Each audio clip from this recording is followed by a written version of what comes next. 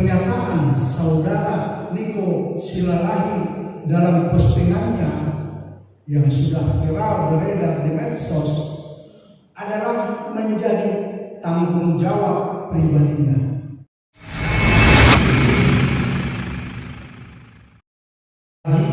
Ketua Umum DPD Kerukunan Masyarakat Batak Kalimantan Barat sekaligus sesepuh marga Silalahi dengan ini menyampaikan pernyataan sikap sebagai berikut.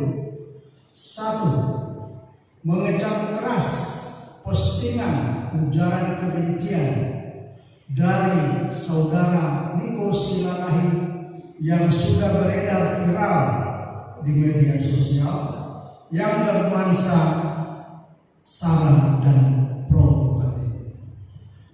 Kedua, meminta kepada saudara Niko Silalahi segera mencabut postingannya dan segera memohon maaf kepada seluruh masyarakat Kalimantan, utamanya masyarakat Kalimantan Barat.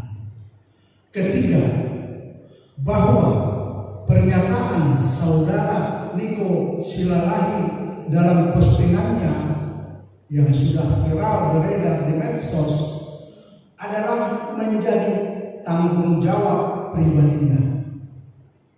Tidak ada kaitannya dengan warga Batak, begitu juga dengan marga Silalahi dimanapun berada. Keempat, meminta kepada aparat keamanan dan penegak hukum segera menindak saudara Niko Silalahi atas postingannya sesuai hukum yang berlaku di negara Republik Indonesia secara transparan dan akuntabel.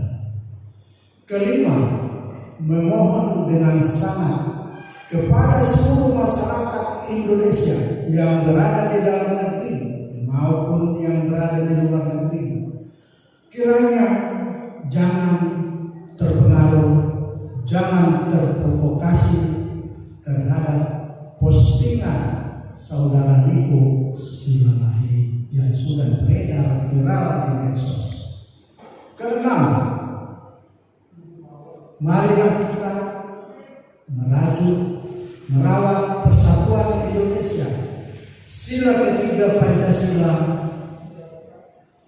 berdasarkan bersandingkan kebinekaan, keberagaman, dan